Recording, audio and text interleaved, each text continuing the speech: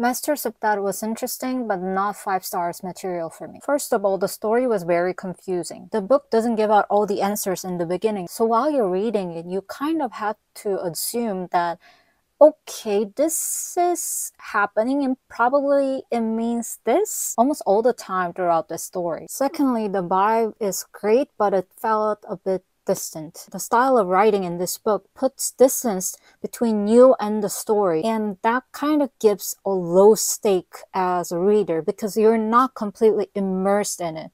You are an observer, and that I think happens because it is basically told from the perspective of that, because that is telling you a story. I think this kind of writing has its own merit, but at the same time, personally, it was not my style because it just feels a bit like I'm just too far away to be involved in the story and to kind of feel the characters' emotions. There are multiple romantic relationships between all kinds of characters, and that was a good part of reading it. It felt like a total gift set of romance. It's not like romance book romance, it's definitely lit fic type of romance. I feel like I've enjoyed this book, but it felt a bit, like I said, distant and a bit bland, and I definitely prefer, what was it, One for My Enemy from this author way more. One for My Enemy was tragically good. Maybe I like that one more because it has more romance in it. Because if you like the magical elements, this one has tons of it. There are a lot of mythical creatures in this. Also, to add one more thing, I get that the author wanted to convey the message that mortality has its meaning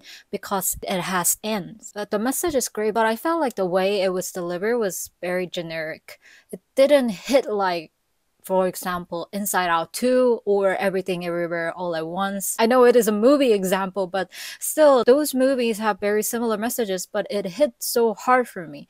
Maybe it's because, like I said, I just felt so distant. I like the comparison between immortality and mortality, but the way it was delivered was not that entertaining at all.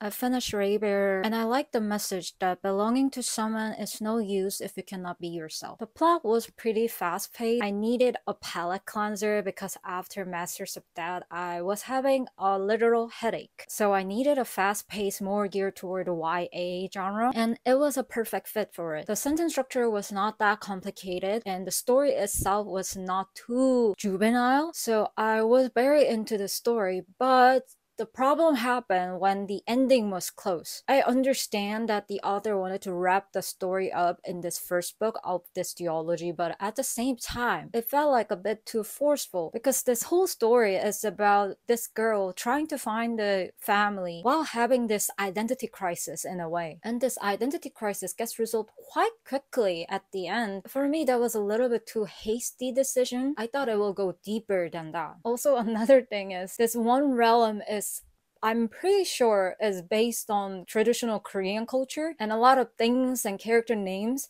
are based in Korean. And as a Korean, I felt a little bit awkward because I'm reading this fantasy to escape the reality, but by reading Korean in English, I feel like I'm just straight back into the reality. Also, one of the character name is Minja, and that is really old lady's name, so I couldn't focus because she is a princess of this kingdom and the princess name is Minja, but every time I read Minja, I just picture 50 years old ajumma, old lady. I think that's my personal problem, but at the same time, so I couldn't really get into this fantasy world because it just reminds me of Korea, the place where I was born and live. I will read the second book eventually, but at the same time, I know there will be a lot of Korean names, and oh my god, every time I read Yeun, I feel like I'm in Korea, not Songland. So it was a pretty fun book, and I really enjoyed the cover design as well. I really like how the vines and leaves create this woman's face